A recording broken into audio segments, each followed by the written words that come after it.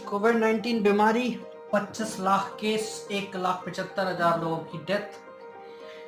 बड़ा बुरा हाल है।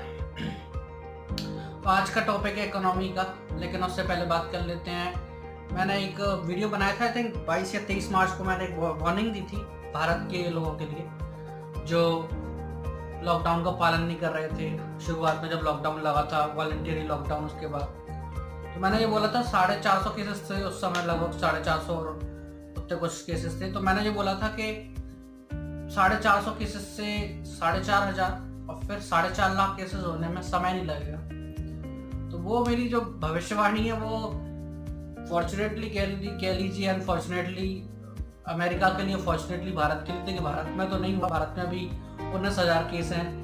19,000 भी बहुत होते हैं केस, और लगभग अनफॉर्चुनेटली 600 से ऊपर लोगों की डेथ हो चुकी है। तो वो भी मतलब एक भी डेथ होती है तो वो भी गलत ही है, वो भी अनफॉर्चुनेटली है। लेकिन ये मेरी जो भविष्यवाणी है वो अमेरिका के लिए ज़रूर सही साबित हुई। मैंने ये बोला था कि कुछ ही समय में ये जो बीमारी है 450 से 4,500 और 4,500 से 4.5 लाख होने में समय नहीं लेगी। और वो हुई यहाँ पे अमेरिका में लगभग 8 लाख केसेस हैं। लेकिन एक तारीफ करनी होगी अमेरिका की कि 40 लाख उन्होंने टेस्ट भी कर लिए।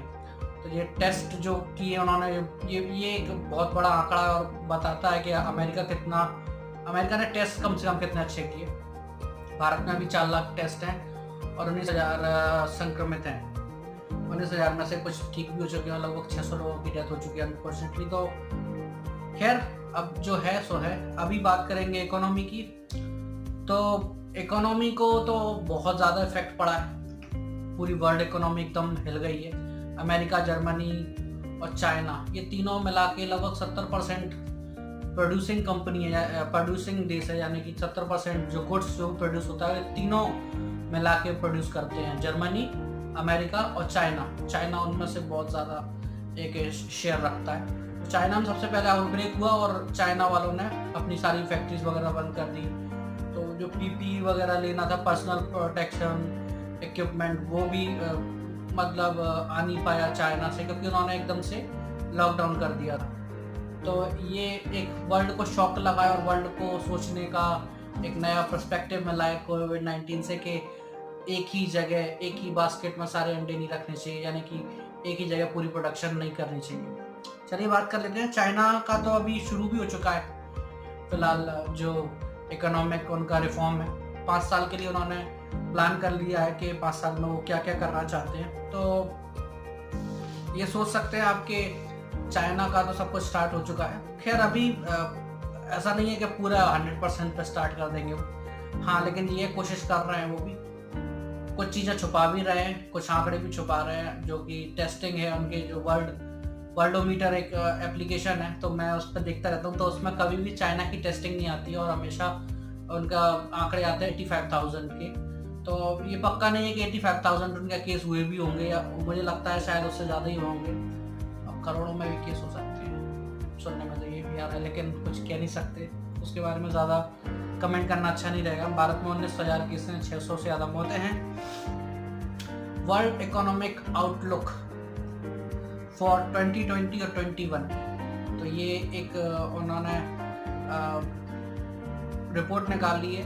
तो उसमें है 3%, -3%, यानी कि 2020-2021 का जो इकोनॉमिक ग्रोथ है वो -3% है। यानी -3% है, यानी कि 3% -3% से घटेगा।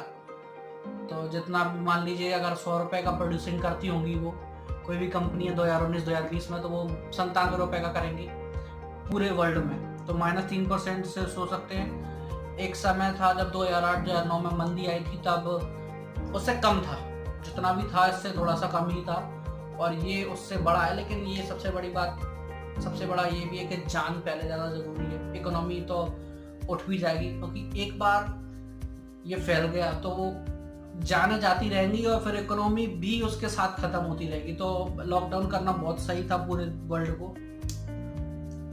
अब हुआ क्या है कि 2020 का तो लगभग ये साल बिल्कुल ख़त्म माना जा रहा है। बताया जा रहा है कि जितना जो हो पाया उतना ठीक है। 97% लगभग ग्रोथ रहेगी। 100% अगर जैसे ग्रोथ कहते हैं कि 5% से ग्रोथ है तो 105% गुड्स का प्रोडक्शन होना चाहिए या उस साथ इकोनॉमी बढ़नी चाहिए, लेकिन 97% बताइए, यानी कि -3% से कम रहेगी, यानी कि ये इकोनॉमी जो भी वर्ल्ड की इकोनॉमी बढ़ेगी।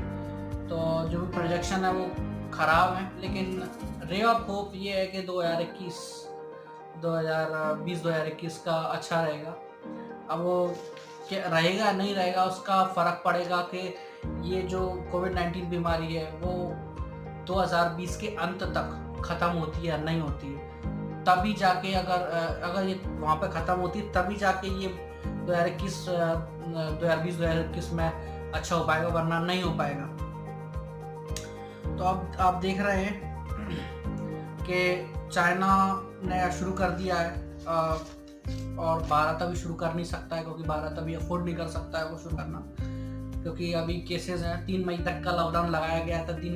20 अप्रैल से, यानी कि कल परसों से उन्होंने थोड़ी सी छूट दी है, लेकिन इतनी छूट भी नहीं है कि आप पूरी इकोनॉमिक एक्टिविटी कर सकें, आप पूरे में अपनी फैक्ट्रीज खोल सके, ऐसी कोई अभी नहीं दी है। तो ये भारत के लिए बुरी खबर, लेकिन 3 मई तक तो कम से कम उसको मानना ही पड़ेगा। और 3 मई के बाद जो भी केसेस, जैसे अभी फिलहाल की स्थिति में 1000 केसेस पर डे आ रहे हैं, 1000 से ऊपर ही केसेस आ रहे हैं पर डे, संक्रमित पॉजिटिव केसेस। तो ये अच्छा नहीं है भारत के लिए, और भारत की इकोनॉमी के लिए भी अच्छा नहीं है कि अगर ऐसे आते रहेंगे तो फिर और लॉकडाउन बढ़ाना पड़ेगा, और लॉकडाउन बढ़ाएंगे तो इकोनॉमी पे इफेक्ट तो पड़ेगा। तो क्या किया जा सकता है? भारत की बात करेंगे, दूसरे देशों की बात करेंगे, उसके साथ में भारत की भी बात करेंगे। भारत की अगर इकोनॉमी को डिवाइड किया जाए तो अपन 3 उनको सेक्टरों में कर सकते हैं। जैसे डोमेस्टिक कंजम्पशन, क्योंकि भारत की जो इकोनॉमी का एक बड़ा हिस्सा डोमेस्टिक कंजम्पशन से आता है, यानी कि भारत जो भी प्रोड्यूस करता है उसका डोमेस्टिक ही कंजम्पशन हो जाता है, जिससे भारत को ज़्यादा, जैसे मान लीजिए भारत की एक्सपोर्ट भी कम है तो भारत उस चीज़ के लिए तैयार रहता है कि डोमेस्टिक में हमारी कंजम्पशन हो जाएगी अगर बाहर कोई हमारा सामान नहीं खरीद रहा है तो। लेकिन फिलहाल डोमेस्टिक कंजम्पशन आपने जैसे देखा है कि लेबर्स हैं या सैलरी पर्सन है या कोई भी है, फिलहाल की स्थिति में तो 130 करोड़ बाकी है, बिल्कुल लॉकडाउन में है। राशन की दुकानें जरूर खोली हैं, लेकिन और कुछ खरीदने का सामान नहीं है। तो यानी कि एसेंशियल आइटम वही चल रहा है, उसके बाद नहीं चल रहा है। एक्सटर्नल ट्रेड, यानी कि बाहर जो सामान जाता है, और इन्वेस्टमेंट, जो भी भारत से इन्वेस्टमेंट होती है, बाहर से इन्वेस्टमेंट होती है, ये तीनों चीज़ों पर प्रभाव पड़ रहा है और आगे भी पड़ेगा। और टूरिज्म इंडस्ट्री ये भी इसमें जुड़ती है भारत के इकोनॉमिक ग्रोथ में। तो इन सब में बड़ा डिप आएगा एक समय। और एसेंशियल आइटम जो भी होगा उसमें तो कोई इतना प्रॉब्लम होगा नहीं, लेकिन जो बाहर जो नॉन एसेंशियल आइटम है, जैसे कि टीवी, फ्रिज या ये सब इलेक्ट्रॉनिक्स आइटम है या कारें हैं, मैन्युफैक्चरिंग सेक्टर है, वो थोड़ा सा इसमें परेशानी में रहेगा। परेशानी में नहीं रहेगा, बहुत ज़्यादा परेशानी में रहेगा टू बी ऑनेस्ट। तो 2020 का साल है वो तो बिल्कुल, अगर ये कोरोना वायरस जो बीमारी है कोविड-19 अगर ये सही होती है, अगर ये चलती है, अगर ये जुलाई तक चलती है, सितंबर तक चलती है, उससे पहले ख़त्म हो जाती है तो ये आगे के साल के लिए अच्छा है। वरना इस साल तो कोई चांसेस है ही नहीं किसी भी चीज़ को उठने का। सरकार कर रही है, सरकार ने फिलहाल जान बचाने की कोशिश कर रही है लोगों की, और सही भी है क्योंकि जान बहुत ज़्यादा ज़रूरी है, क्योंकि एक बार ये फैल गया तो ज़्यादा परेशानी कर देगा। जैसे मैंने अपने वीडियो में बोला था, 22 या 23 मार्च को बोला था मैंने कि 450 से 4.5 लाख होने में समय नहीं लगे। तो अमेरिका में ऐसा ही हुआ, अमेरिका में लोग केयरफ्री रहे। आज भी स्थिति इतनी ख़राब है कि बाहर सड़कों पर प्रदर्शन कर रहे हैं। तो भारत की स्थिति अभी इस समय नाजुक है, खासकर इकोनॉमी से देखा जाए, लेकिन इतनी भी नाजुक नहीं है कि भारत संभाल नहीं पाए। जबकि IMF जो है, IMF ने बताया कि भारत 2020-2021 में जो 2021-2022 का जो अगला साल आएगा उसमें भारत की जो ग्रोथ रेट है 7.5% रह सकती है। यानी कि अगर 100 रुपये का कोई भी कंपनी भारत में अगर वो कर रही है, अगर आज की स्थिति में कर रही है मैन्युफैक्चरिंग, तो वो 107 रुपये तक का कर देगी और भारत उससे ज़्यादा बढ़ जाएगा। तो ये बहुत अच्छी बात है, लेकिन ये तभी हो पाएगा जब ये कोविड-19 जो पैंडेमिक है ये कंटेन हो पाएगा। अगर ये कंटेन नहीं हुआ तो ये बहुत मुश्किल आएगी। और एक रे ऑफ होप ये है कि भारत की जो इकोनॉमी, जैसे चाइना जो वर्ल्ड की इकोनॉमी का मैन्युफैक्चरर है फिलहाल की स्थिति में, लगभग 50% के समथिंग सामान का ये मैन्युफैक्चरिंग करते हैं। तो उससे ये उसका ये है कि अब अमेरिका और बड़े बड़े जो देश हैं वो सोचेंगे और वो एक पूरा पॉलिसी बनाएंगे कि चाइना अकेले में इतनी बड़ी एक जो मैन्युफैक्चरिंग है वो नहीं हो सकती, अपनी अपनी कंपनियों को समेटेंगे वहाँ से। जापान तो एक्चुअली करना भी लगा है, $1 बिलियन $2 बिलियन दे रहा है कि अब तो जापान में ही कंपनी लगाइए, जापान में ही फैक्ट्रीज खोलिए, जापान में ही हम लोगों को रोजगार देंगे, क्योंकि जापान की भी हालत ख़राब है। तो लोग जो कंपनियां हैं जो चाइना में कर रही हैं, चाइना में इसलिए करती है कि चाइना में चीप लेबर मिल जाती है, लेकिन नहीं, अब चाइना को छोड़कर जा रही है कुछ कंपनियां, क्योंकि एक जगह नहीं हो सकता। एक जगह आप अगर जब करते हो तो पीपी की दिक्कत आई, जैसे पूरा सामान जो भी है कुछ तो ख़राब, आप जल्दी जल्दी आप बनाओगे भी।